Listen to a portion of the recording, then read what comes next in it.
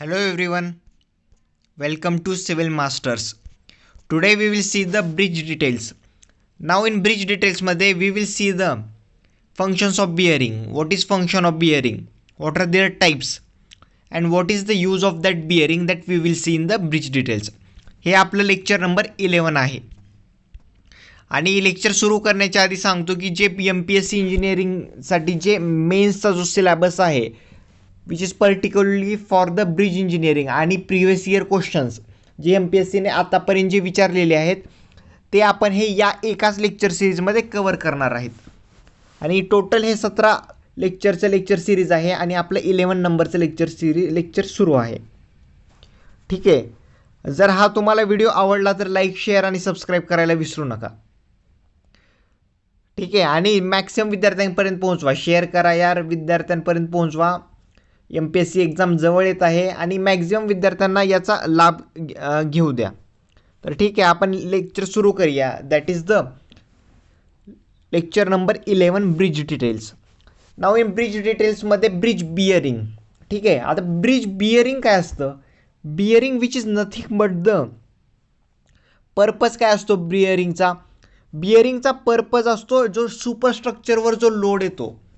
हे बघा, जो वरचं जे स्ट्रक्चर असतं आपण पाहिलं होतं ते सुपरस्ट्रक्चर असतं आणि त्याच्या खाली असतं ते सबस्ट्रक्चर आणि त्याच्या खाली असतं ते फाउंडेशन. ओके.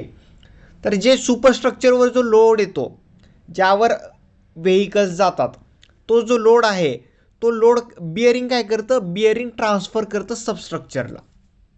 ठीक आहे. म्हणजे त्याचा मेन पर्पज काय? To transferring the superstructures load to the substructure. That is called as the bridge bearing. Okay. In major bridges. आता मेजर ब्रिजेसमध्ये कॉस्ट ऑफ बिअरिंग काय असते? इम्पॉर्टंट पॅरामीटर आहे. आता कॉस्ट काय असते? जनरली आपण कन्सिडर करतो 10 to 15% of the total cost of bridge. Total cost of ब्रिजच्या 10 ते 15% कॉस्ट ही फक्त बिअरिंगची असते. ओके. या दोनच गोष्टी आपल्याला लक्षात ठेवायचं आहे, जास्त काही लक्षात ठेवायचं नाही आहे. त्याचं मेन पर्पज काय आहे, त्याची कॉस्ट काय आहेत. ठीक आहे. आता ते आपण पाहिलं. Now we will see the function. आता फंक्शन काय आहे? आता आपण पाहिलं की ते ट्रान्सफरिंग त्याचं मेन पर्पज आहे. ठीक आहे. तर आता फंक्शन काय आहे? तर फंक्शन काय आहे? लॉन्जिट्युडिनल मुवमेंट करणे. कशामुळे होते ती लॉन्जिट्युडिनलमुळे? Due to temperature variation. जो आपण टेम्परेचर डिफरन्स क्रिएट होतो आपल्याला, जो टेम्परेचरमुळे काय होतं? लॉन्जिट्युडिनल मुवमेंट तयार होते. ओके. हे त्याचं फंक्शन आहे. नंतर काय? Transference of the horizontal forces. जो ब्रेकिंग इफेक्ट आहे, ज्या ब्रेकिंग इफेक्टमुळे जे हॉरिझॉन्टल फोर्सेस जनरेट होतात ते ट्रान्सफर करणे, हा त्याचा सेकंड फंक्शन आहे. नंतर आहे rotation at supports due to deflection of girder. आता आपण ब्रिज कन्स्ट्रक्ट करताना मोठमोठे गर्डर यूज केलेले, तर त्याचा बिअरिंग काय करतं? रोटेशन करतं सपोर्टला. कशामुळे? जे डिफ्लेक्शन होतं गर्डरमध्ये त्यामुळे ते रोटेशन सपोर्टला जनरेट करतं. आणि लास्ट काय आहे? Vertical movement due to sinking. आता सिंक झाल्यामुळे काय होतं? त्यामुळे ते काय करतं? व्हर्टिकल मुवमेंट करण्याचं जे फंक्शन आहे ते पण बिअरिंग करतं. तर काय करतं? पहिलं मेन फंक्शन आहे लॉन्जिट्युडिनल मुवमेंट. कशामुळे होते? Due to temperature difference or the temperature व्हेरिएशनमुळे होते. नेक्स्ट काय आहे? Transfer of the horizontal forces due to braking. आणि नंतर रोटेशन सपोर्टला. कशामुळे? डिफ्लेक्शन ऑफ गर्डर्समुळे. आणि व्हर्टिकल मुवमेंट हे कशामुळे? सिंकिंग ऑफ सपोर्टमुळे. ठीक आहे. सिम्पल 4च फंक्शन आहेत, अदर दॅन दॅट काही नाही आहे. हे जो फंक्शन आहेत ते खूप महत्त्वाचे आहेत. MPSC 2016ला एकदा क्वेश्चन विचारलेला आहे ब्रिज बिअरिंगवर. सो इम्पॉर्टंट टॉपिक आहे आणि एवढंच यामध्ये लक्षात ठेवायचं आहे. आणि एक लक्षात ठेवा की जो ब्रिज बिअरिंगचा जो IRC कोड आहे तो IRC 180 आहे. IRC 83 आहे. ठीक आहे. ओके. आता आपण बघितलं पर्पज, बघितलं फंक्शन्स, बघितले कॉस्ट, बघितले IRC पण पाहिलं. Now we will see the different types of bearing. आता कोणकोणत्या प्रकारचे बिअरिंग आहेत? तर पहिला आहे bearings for iron and steel bridges. आता bearing for iron and steel ब्रिजेसमध्ये दोन प्रकारचे बिअरिंग आहेत. आयर्न आणि स्टील ब्रिजेसमध्ये एक आहे फिक्स्ड बिअरिंग आणि दुसरी आहे एक्सपान्शन बिअरिंग. ठीक आहे. Now we will see for the fixed bearing. Fixed bearing कुठपर्यंत आपण यूज करतो? 12 मीटरपर्यंत, up to 12 metre. Fixed bearing हे बघा ते फिक्स आहेत. ते फिक्स असल्यामुळे काय करणार, ते रिस्ट्रेन करणार ना, त्याचं मुवमेंट होणार नाही आहे. तर ते डू नॉट परमिट मुवमेंट्स. कोणतं मुवमेंट? लॉन्जिट्युडिनल जे मुवमेंट असतं ना ते परमिट करत नाही fixed bearing. But allows rotation. Rotation allow करतं. आणि याचं जे डिझाईन असतं ते कशावर डिपेंड असतं? एक टाईप ऑफ सुपरस्ट्रक्चरवर, टाईप ऑफ सपोर्ट कशा प्रकारचे आहेत आणि स्पॅन लेंथवर. तर या गोष्टींवर हे डिपेंड राहतं. Other than that you don't have to worry about the fixed bearing. एकदम सिम्पल आहे fixed bearing. You don't have to. आणि तुम्हाला काही या व्यतिरिक्त काही लक्षात ठेवायची गरज पण नाही आहे.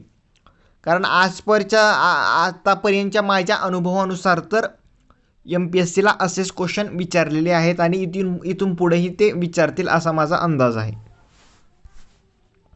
नेक्स्ट आहे आता ह्या फिक्स्ड बिअरिंगमध्ये व्हेरियस टाईप्स आहेत. फिक्स्ड बिअरिंगमध्ये कोणकोणते टाईप्स आहेत? Shallow plate bearing. ठीक आहे. आता आपल्याला गरज नाही आहे की what is shallow plate bearing हे बघायची वगैरे काही गरज नाही आहे. त्यामध्ये जे मेन पर्पज काय आहे आपलं हे बघा. What is our main objective काय आपलं our main objective to clear the exam. ठीक आहे.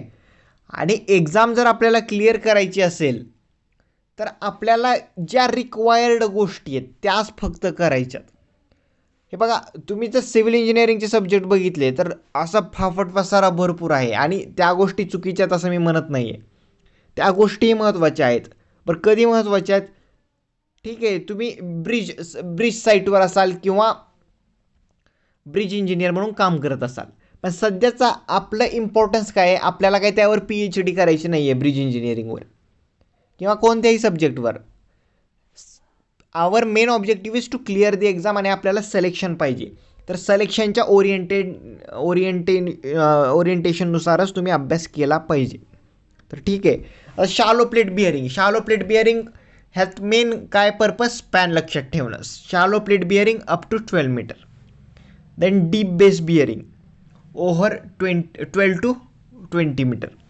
नंतर आहे स्टील हिंज आहे. नंतर आहे रॉकर बिअरिंग. रॉकर बिअरिंग पण ग्रेटर दॅन 20 मीटरसाठीच. कशासाठी? हेवियर लोडिंगसाठी. Laminated rubber fixed bearing. जे लॅमिनेटेड रबर फिक्स्ड बिअरिंग असते त्यामध्ये जे मॅक्सिमम कंप्रेसिव्ह स्ट्रेंथ असतो इट शुड नॉट एक्सीड 10%. ते कशामुळं जनरेट होतो? Due to compression as well as रोटेशनमुळे. आणि सिमेंट मोर्टार पॅड. तर असे व्हेरियस टाईप्स ऑफ 6 टाईपचे फिक्स्ड बिअरिंग आहेत आणि त्याचे काही की पॉईंट्स आहेत. एवढ्याच गोष्टी लक्षात ठेवायच्या आहेत यामध्ये. ठीक आहे. Now we will see the next bearing that is the expansion bearing. ठीक आहे. आता आपण फिक्स्डमध्ये पाहिलं होतं की त्यामध्ये रोटेशन परमिट होत नाही. पण एक्सपान्शनमध्ये काय होतं? एक्सपान्शनमध्ये रोटेशन लॉन्जिट्युडनल मुवमेंट आहे ते परमिट होतं. फिक्स्डमध्ये होत नाही आणि यामध्ये होतं. तर expansion bearing which permits the longitudinal movements. आता यामध्ये जसे आपण फिक्स्डचे काही टाईप्स बघितले तसे एक्सपान्शनचे पण काही टाईप्स आहेत. तर पहिला काय आहे? Sliding plate bearing. आता स्लायडिंग प्लेट बिअरिंगमध्ये किती स्पॅनपर्यंत यूज करतो? 8 to 16 मीटरपर्यंत. देन आहे rocker type of expansion bearing. Rocker type of expansion बिअरिंगमध्ये जे माइल्ड स्टील रॉकर बिअरिंग असते ते आपण लॉंग स्पॅन ब्रिजेससाठी यूज करतो. In view of their cost. म्हणजे कॉस्टच्या जर दृष्टिकोनातून आपण विचार केला तर फक्त माइल्ड स्टीलच आपण यूज करतो for the long span bridge. Important point आहे. MCQ जनरेट होऊ शकतो इथे. तर विच टाईप ऑफ मटेरियल और which type of bearing rocker bearing is used for the long span bridges in view of their cost विचारू शकतात question. So you have to be remember और you have to remember that the mild steel जे आहे तेच आपण use करतो. नंतर आहे roller bearing. Roller bearing up to 18 to 24 metre. 18 ते 24 मीटरपर्यंत आपण यूज करतो. त्यातलं जे एफ असतं कोइफिशियंट ऑफ फ्रिक्शन त्याची व्हॅल्यू असते 0.03. इम्पॉर्टंट आहे, विचारू शकतात. वी डोंट नो काय विचारू शकतील. रोलर बिअरिंग काय करतं? Roller bearing permit longitudinal as well as rotational movement. जर स्पॅन ग्रेटर दॅन 20 असेल, इम्पॉर्टंट पॉईंट आहे, जर स्पॅन जर 20पेक्षा जास्त असेल तर रॉकर बिअरिंग आपण एका एंडला प्रोव्हाइड करतो आणि रोलर बिअरिंग अदर एंडला प्रोव्हाइड करतो. हा बघा एक्सपेक्टेड क्वेश्चन असू शकतो, इम्पॉर्टंट क्वेश्चन आहे. लास्ट इयरला स्पॅन विचारला होता, त्याच्या लास्ट इयरला, यावेळेस असा काहीतरी फिरवून विचारू शकतात. तर एवढ्या गोष्टी आपल्याला एक्सपान्शन बिअरिंगच्या टाईपमध्ये लक्षात ठेवायच्या आहेत. आता अजून एक जो टाईप आहे तो आपण बघूया. नेक्स्ट आहे रॉकर अँड रोलर बिअरिंग. आधी आपण काय बघितलं? रोलर बिअरिंग पहिलं. आता आहे रॉकर आणि रोलर बिअरिंग. ह्यामध्ये पण longitudinal as well as rotational movement permit असतात. ह्यामध्ये जर स्पॅन ग्रेटर दॅन 20 मीटर असेल तर आपण एका एंडला काय प्रोव्हाइड करतो? रॉकर आणि रोलर बिअरिंग, आणि दुसऱ्या एंडला प्रोव्हाइड करतो रॉकर बिअरिंग. ओके, तर ह्या गोष्टी झाल्या एक्सपान्शन बिअरिंगच्या टाईपच्या. ठीक आहे. आता काही नोट आहेत. आता ज्या नोट जे असतात, मी जे तुम्हाला नोट देतो, मी तुम्हाला टनेलिंगमध्ये पण नोट्स दिलेले असतील आणि दिलेले आहेत आणि तुम्हाला सर्वांना आठवत पण असेल, तर ते डिरेक्टली क्वेश्चन असतात. हे क्वेश्चन मी कुठेतरी पाहिलेले असतात, त्यामुळेच मी इथे ॲड केलेले आहेत. तर तुम्हाला इझी जावं त्यासाठी मी तुम्हाला हे नोट्स प्रोव्हाइड करतो आहे. तर हे जे नोट आहेत ते तुम्ही डिरेक्टली पाठ करा, जास्त काही विचार करू नका, डिरेक्टली पाठ करा. बिकॉज या स्टँडर्ड व्हॅल्यू आहेत आणि स्टँडर्ड क्वेश्चन्स आहेत, मी कुठेतरी पाहिलेलं असतं ते इथे ॲड केलेलं असतं. तर इथे काय म्हणते note? In simply supported bridges आपण काय करतो? सिम्पली सपोर्टेड ब्रिजेसमध्ये फिक्स्ड बिअरिंग एका एंडला प्रोव्हाइड करतो आणि दुसऱ्या एंडला एक्सपान्शन बिअरिंग. इम्पॉर्टंट नोट आहे. ठीक आहे. तर हे झाले आपले बिअरिंग फॉर आयर्न आणि स्टील ब्रिजेससाठी. आता आपण बघूया नेक्स्ट बघूया कॉन्क्रीट ब्रिजेससाठी. Bearing for concrete bridges. तर त्यामध्ये कॉन्क्रीट ब्रिजेस काय काय असतात आपल्याला माहिती आहे. स्लॅब असतं, गर्डर असतं. तर स्लॅबमध्ये काय, जर स्पॅन ग्रेटर दॅन 8 मीटर असेल, if span greater than 8 metre it permits rotational movement. Important आहे. स्पॅन जर 8 मीटरपेक्षा जास्त असेल तर it permits rotational movement. Rotational movement is catered by interposing a lead sheet of 3 mm. Rotational movement जी आपण cater करतो, कशी करतो? बाय इंटरवेनिंग और interposing the lead sheet. Lead शीटची जी आहे ती 3 mm थिकनेसने आपण केटर करतो. गर्डर ब्रिजेसमध्ये पण आपण लेड शीट यूज करतो 3 mm. आणि हे कशासाठी यूज करतो? To take care the slight movement of the girder. ह्यासाठी आपण गर्डर ब्रिजेसमध्ये लीड शीट यूज करतो. ठीक आहे. हे झाले स्लॅब बिअरिंग आणि गर्डर ब्रिजेससाठी. तर हे झालं आपलं बिअरिंग फॉर कॉन्क्रीट ब्रिजेस. आता नोट काय? इम्पॉर्टंट नोट आहे. Metallic bearing provided on skew bridges. जी मेटॅलिक बिअरिंग जी असते ती आपण स्क्यू ब्रिजेसमध्ये. स्क्यू ब्रिजेस काय? What is skew bridges? बघू तुम्ही किती अभ्यास केलेला आहे आपण चेक करूया. मी फर्स्ट लेक्चरमध्ये स्क्यू ब्रिजेस काय असतं ते मी तुम्हाला सांगितलं होतं. आणि ज्या विद्यार्थ्यांनी माझं पहिलं लेक्चर पाहिलं नसेल त्यांनी वर तुम्हाला आय बटन दिसतंय त्यावर क्लिक करा, तिथे तुम्हाला फर्स्ट लेक्चर भेटून जाईल. आणि ज्या विद्यार्थ्यांना स्क्यू ब्रिजेस काय ते माहीत आहे त्यांनी मला कमेंट बॉक्समध्ये सांगा की स्क्यू ब्रिजेस काय असतं. आणि हे मी तुम्हाला व्यवस्थित सांगितलेलं आहे, विथ एक्सप्लेनेशन सांगितलेलं आहे. स्क्यू ब्रिजेस काय आहे ते मला कमेंट बॉक्समध्ये फास्ट क्विक सांगा. ठीक आहे.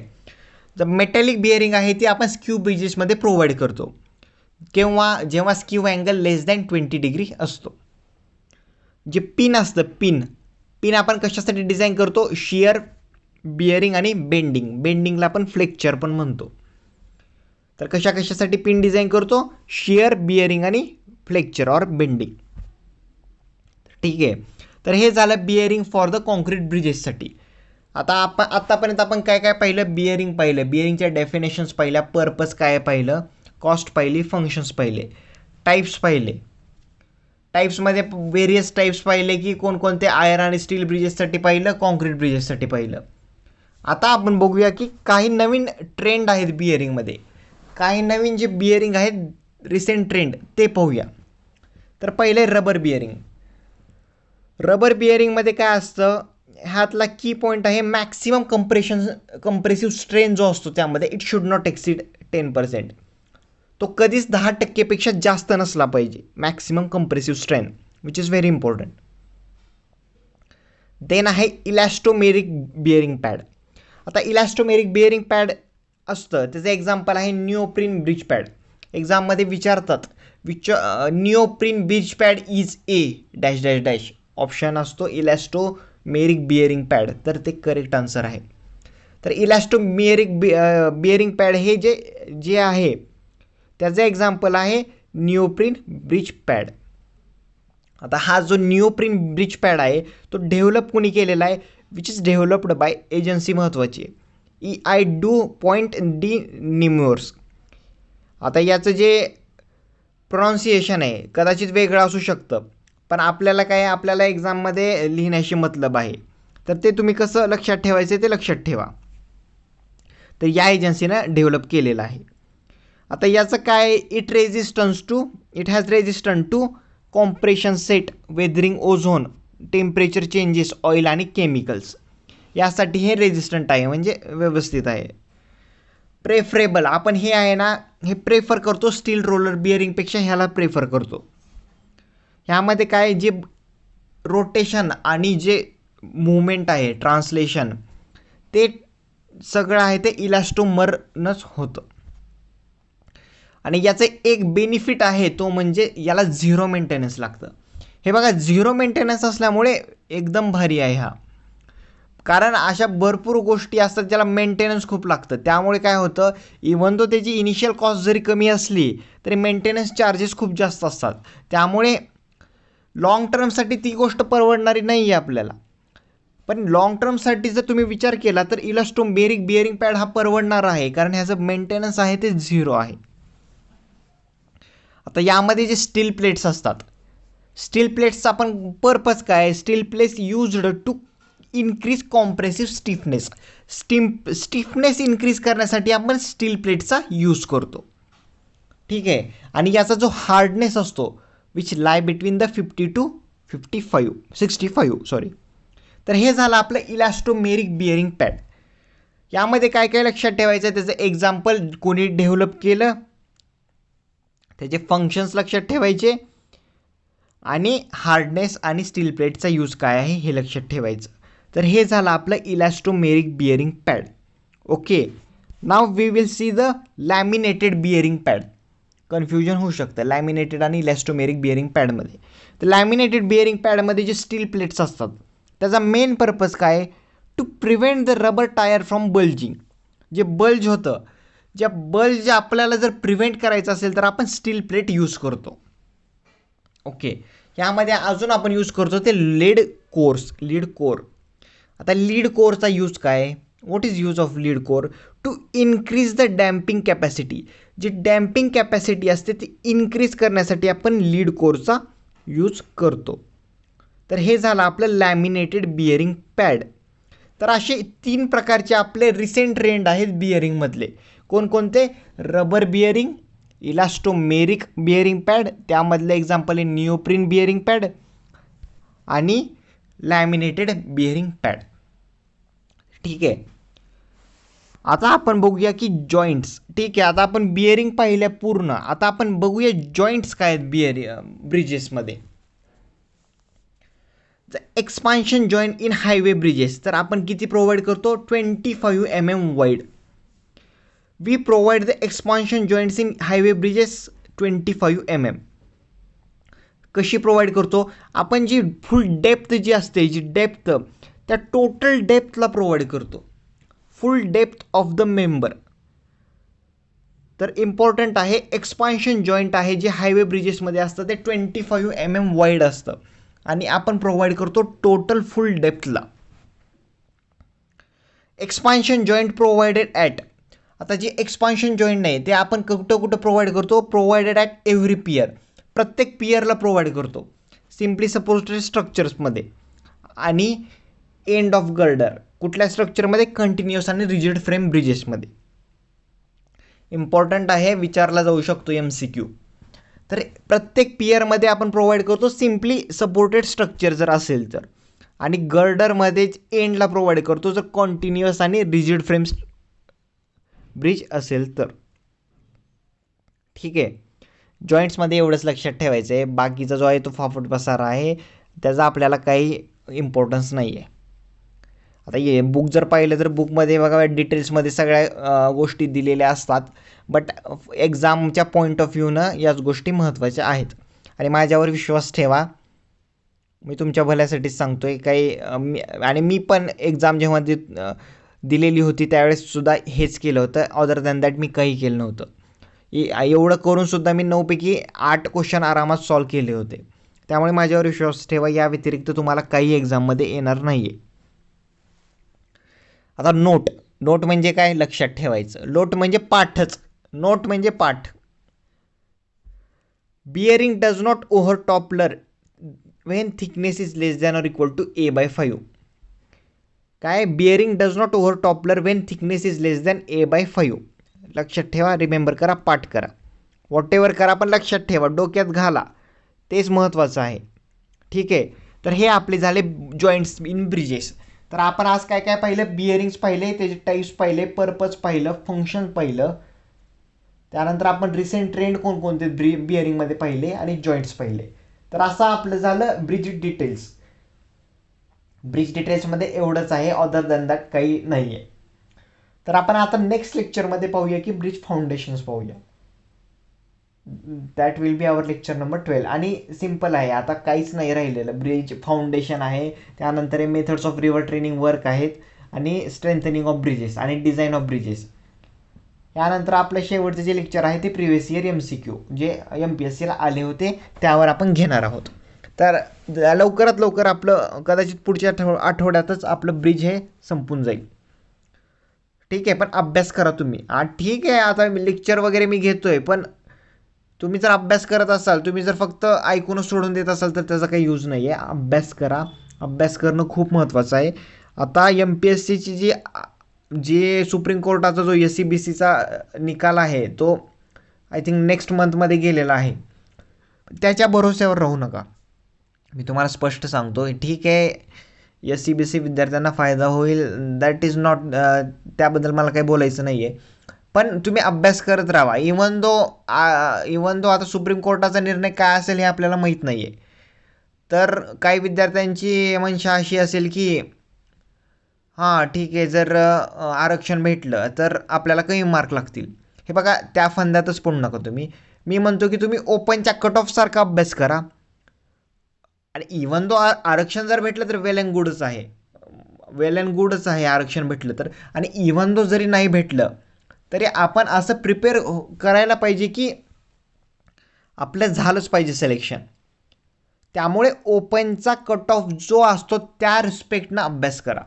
मी तुम्हाला सांगेन की कमीत कमी असा अभ्यास करा की मेन्सला मिनिमम तुम्ही 280 मार्क तरी ॲटलिस्ट पडायला पाहिजे.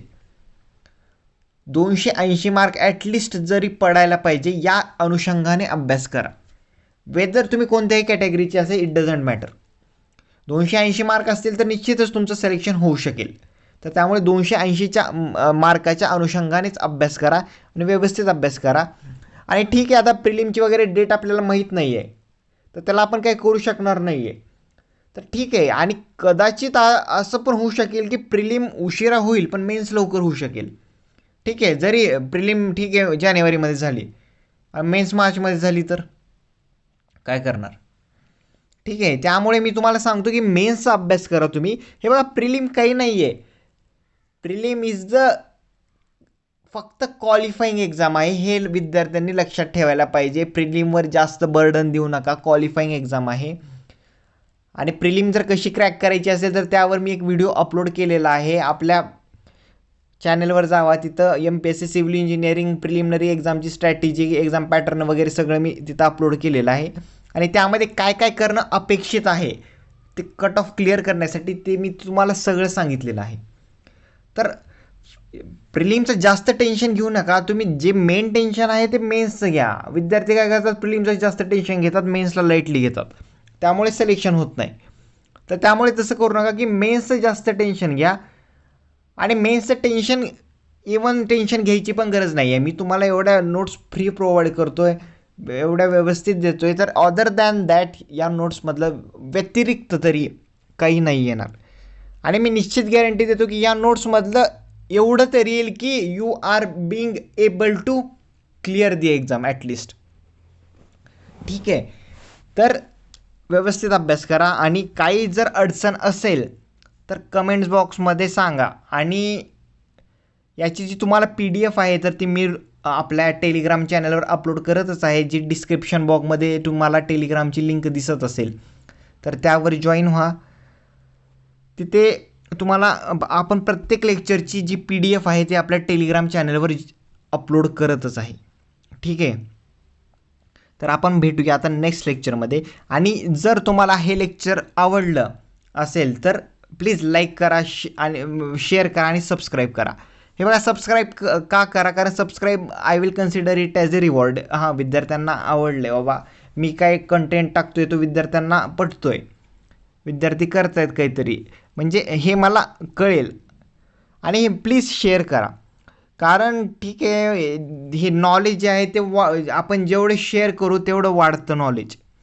तर मॅक्सिमम विद्यार्थ्यांकडे पोहोचवा, खेड्यापाड्यात पोहोचवा, सगळीकडे गेलं पाहिजे. सगळ्यांना शिक्षणाचा अधिकार आहे, एव्हरीवन हॅज अ राईट.